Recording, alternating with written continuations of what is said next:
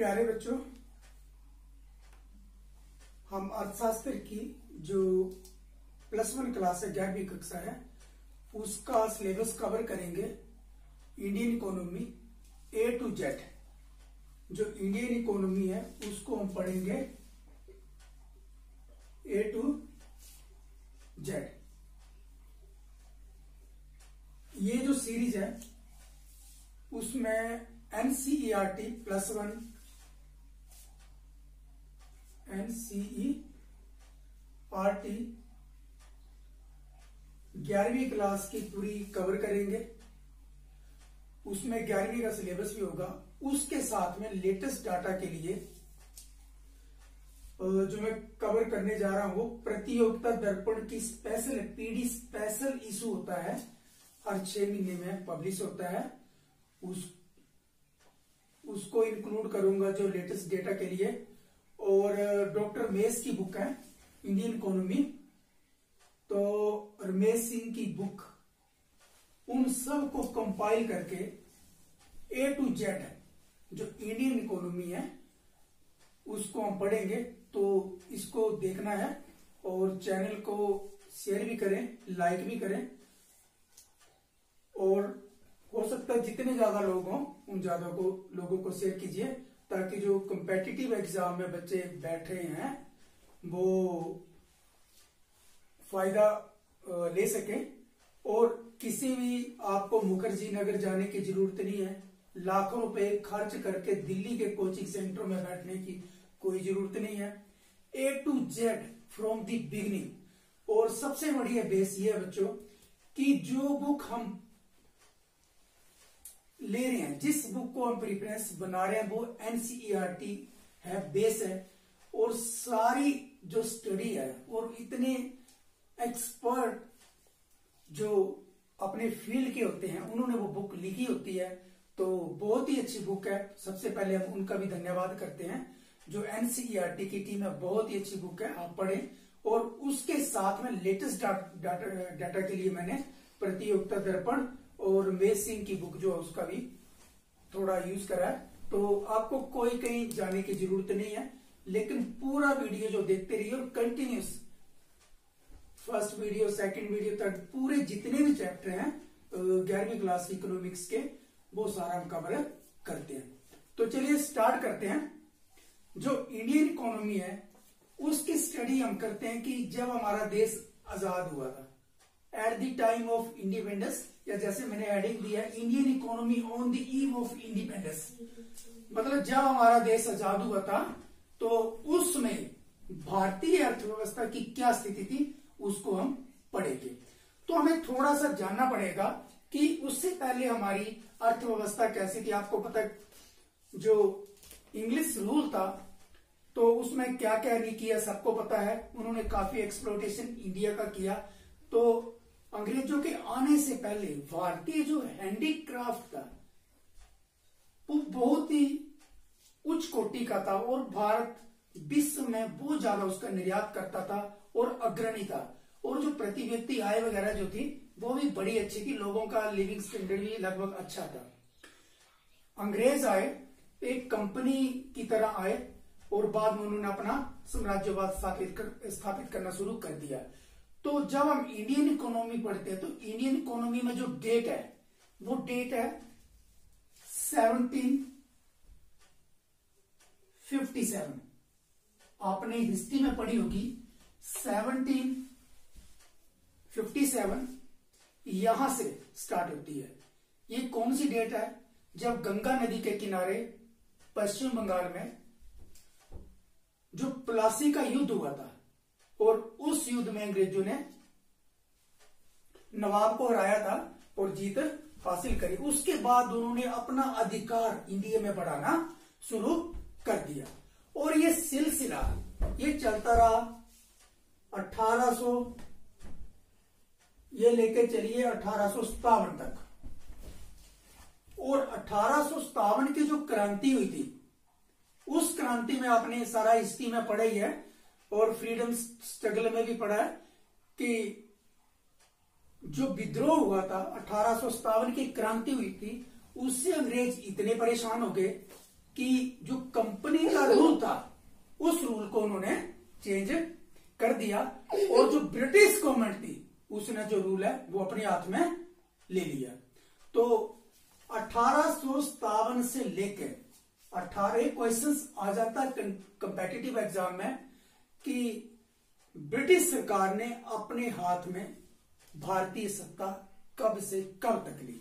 तो इसका जो राइट आंसर है, आप कॉपियां और पेंसिल तैयार रखिए, लिखना शुरू कर दीजिए, आपके बहुत काम आएंगे क्वेश्चन ये, और बहुत सारे कंपेटिटिव एग्जाम में लोअर से लेके हाईएस्ट लेवल तक आते हैं। तो ये क्वेश्चन आपने 1857 की क्रांति भी बच्चों पढ़ी है, लेकिन आपने ये क्वेश्चन जो आप मैं बोलने जा रहा हूं वो आपने शायद नहीं पढ़ा होगा कि ये जो क्रांति हुई थी उसके बाद क्या हुआ, और जो अंग्रेजी सरकार है उसने भारत में कब से कब तक शासन करा, और इंडिपेंडेंट, उससे पहले तो एक कंपनी थी। तो ये क्वेश्चन आता है, तो 1857 टू 14 अगस्त 1947 तक उन्होंने इंडिया में क्या करा, अपना राज करा। किसने? ब्रिटिश गवर्नमेंट ने। उससे पहले क्या था कि एक कंपनी के रूप में आए थे, और धीरे धीरे थोड़ी थोड़ी जगह उन्होंने अपना साम्राज्यवाद बढ़ाना शुरू करा, लेकिन पूर्ण रूप से जो उन्होंने अपने हाथ में ब्रिटिश गवर्नमेंट ने ब्रिटिश क्राउन के अंदर जो राज करा पूर्ण रूप से, वो आपका जो पीरियड है वो आपने बिल्कुल नोट करना है। और बड़े एग्जाम में आता है क्वेश्चन, एनसीईआरटी में भी आता है, और 11वीं कक्षा में भी कई बार क्वेश्चन ये आ जाता है। तो जो पीरियड है ये बिल्कुल ये 1857 से लेकर 14 अगस्त 1947 तक, जब तक 15 अगस्त को भारत आजाद नहीं हुआ, उनके ये हाथ में रहा। चलिए आगे चलते हैं। आगे हम देखते हैं कि जब हमें आजादी मिली तो उस समय क्या स्थिति थी देश की। तो पहले हम लेते हैं एग्रीकल्चरल इकोनॉमी। भारतीय अर्थव्यवस्था की थी क्या थी, वो एक कृषि अर्थव्यवस्था थी, और जो यहां के लोग थे मोर देन 85%, ऑलमोस्ट ले लीजिए, ऑलमोस्ट 85%, नोट करना ये क्वेश्चन ये आता है कि ऑलमोस्ट या लगभग कितने प्रतिशत जो भारत के लोग थे वो कृषि पर निर्भर थे। कब? जब भारत को आजादी मिली। तो ऑलमोस्ट 85% जो नागरिक लोग थे वो कृषि पर निर्भर थे। उनकी जो आजीविका थी वो कृषि से ड्राइव होती थी, और 85% जो लोग थे वो कृषि पर निर्भर थे। थोड़ा सा आगे लेते हैं, इंडस्ट्रियल सेक्टर की क्या सिचुएशन थी उस टाइम में। ये फर्स्ट चैप्टर आपने ध्यान में रखना है, एनसीईआरटी का फर्स्ट चैप्टर है, Indian economy on the eve of independence. तो हम इसमें ओनली और ओनली फर्स्ट चैप्टर कवर करेंगे, और उससे रिलेटेड अगर कोई लेटेस्ट डाटा होगा तो हम दूसरी बुक को कंबाइन करके यहाँ पे पढ़ेंगे। तो यहाँ पे देखेंगे कि एग्रीकल्चर की स्थिति क्या थी। 85% जो लोग थे उनकी जो लिवलीहुड था वो डायरेक्टली या indirectly drive from the agricultural sector, तो कृषि से वो आते थे। उसके बाद इंडस्ट्रीज की क्या सिचुएशन थी। अब ये भी लेटेस्ट एक मैंने एग्जाम में देखा क्वेश्चन आया कि भारत में कॉटन कौन से राज्यों में अधिक पाई जाती है, और उसका ऑप्शन था, एक था महाराष्ट्र, दूसरा था बिहार, और तीसरा था पंजाब, और चौथा कोई और था। तो उसका जो राइट आंसर होता था वो था महाराष्ट्र। तो इंडस्ट्रियल सेक्टर की तरफ चलते हैं। जब हमारा देश आजाद हुआ तो जो कॉटन टेक्सटाइल्स इंडस्ट्री थी वो सारे इंडियन लोगों ने लगाई हुई थी, और लगभग उनका सारा कब्जा था। मतलब इंडस्ट्रियलिस्ट जो भी उद्योगपति थे सारे के सारे इंडियन थे, उन्होंने लगाई हुई थी। उसके बाद हम जाते हैं जूट पर।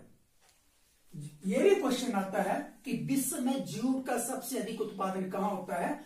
तो आज की डेट में भी इंडिया में होता है, और वो आज की डेट में उसको हम लेते हैं इंडिया और बांग्लादेश लेते हैं। और उसमें क्या था, ये जो जूट इंडस्ट्री थी वो ब्रिटिश गवर्नमेंट ने कहां लगाई थी, बंगाल में लगाई थी।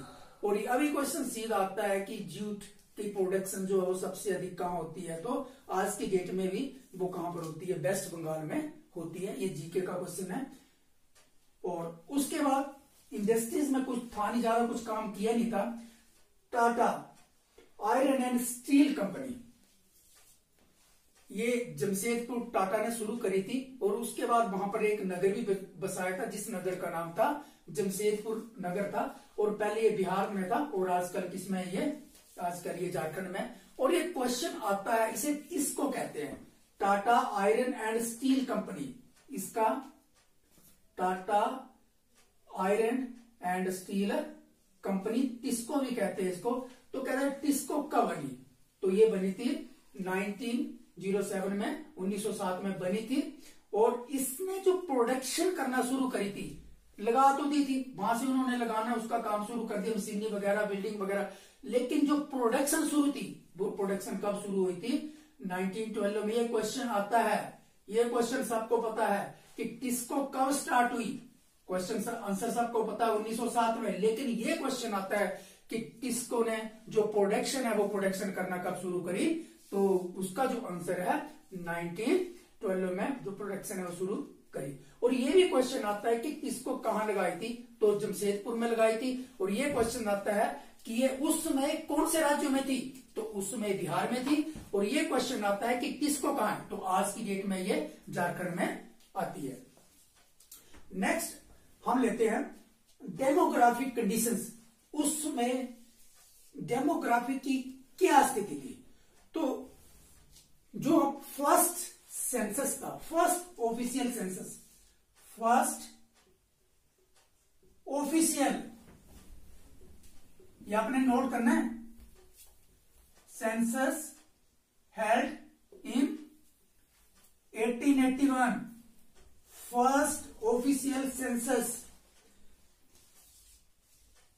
जो हुआ था, पहली जो जनगणना हुई थी आधिकारिक रूप से, पहली ऑफिशियल जो जनगणना हुई थी वो कब हुई थी, 1881 में। लेकिन अगर क्वेश्चन आता है कि पहली जनगणना कब हुई थी, तो पहली जनगणना हुई थी 1872 में। और कौन थे उस पर लॉर्ड वाइसरॉय थे, लॉर्ड मायो जो थे वो क्या थे, वाइसरॉय थे। और एक क्वेश्चन और आता है कि जब पहली जनगणना हुई तो क्या वो पूरी जनगणना थी या कैसी थी, तो वो पूरी जनगणना नहीं थी, एक सैंपल लिया था, पूरे घर घर जाके जनगणना नहीं करी थी, कुछ एरिया का लिया और सैंपल के हिसाब से उन्होंने जो अपने रिजल्ट देना शुरू किए थे।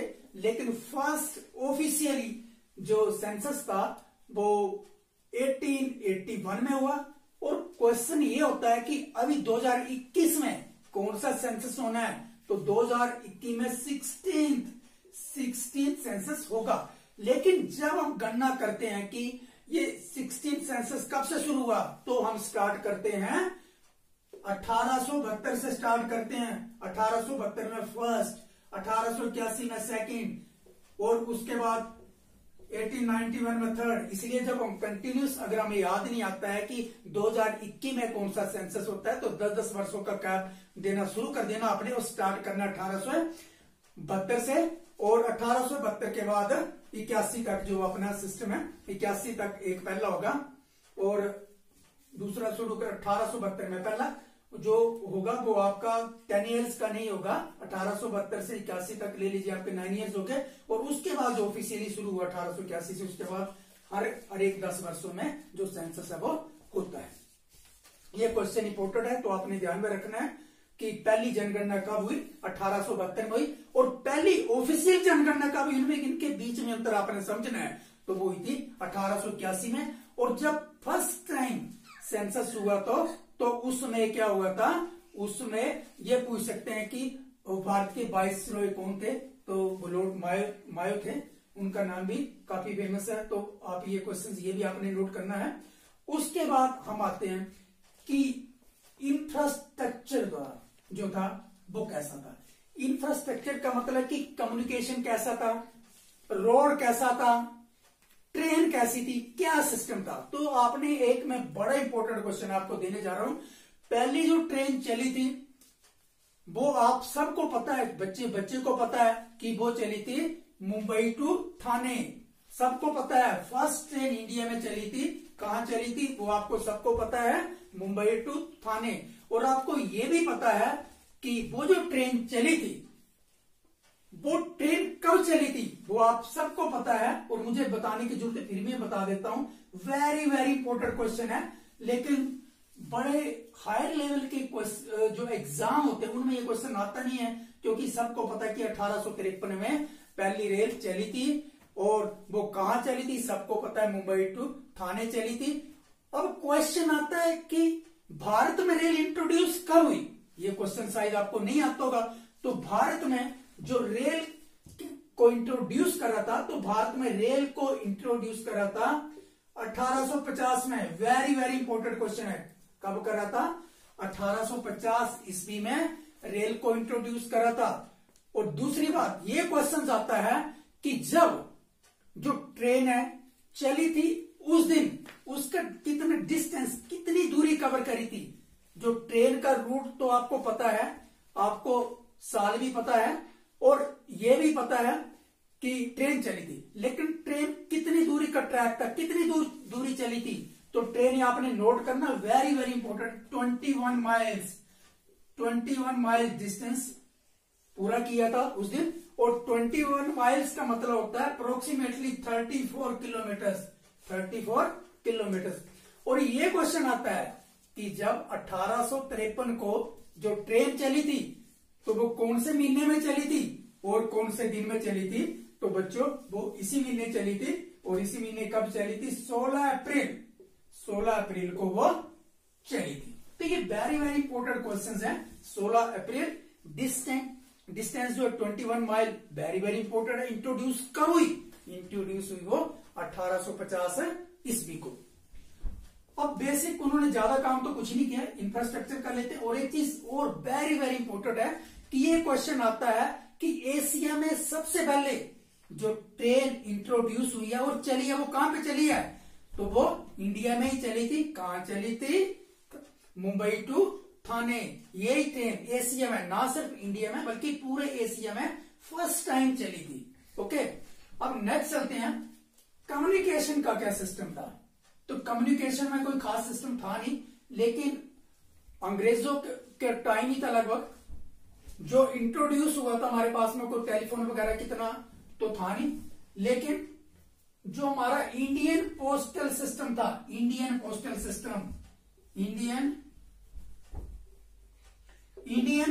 सिस्टम कब शुरू हुआ, ये क्वेश्चन आपको बहुत बारी आता है। इंडियन पोस्टल सिस्टम शुरू हुआ 1837 ईस्वी में। इंडियन पोस्टल सिस्टम कब हुआ, 1837 ईस्वी में भारत में शुरू हुआ। अब एक क्वेश्चन और आता है कि ऑक्यूपेशनल स्ट्रक्चर क्या था, लोग क्या क्या करते थे। तो ऑक्यूपेशनल स्ट्रक्चर का यह था कि 75 to 80%, ऑलमोस्ट 100% नहीं है ये जो डाटा है, वो 75 to 80% जो लोग थे वो किसमें थे, एग्रीकल्चर पर निर्भर थे, खेती का काम करते थे।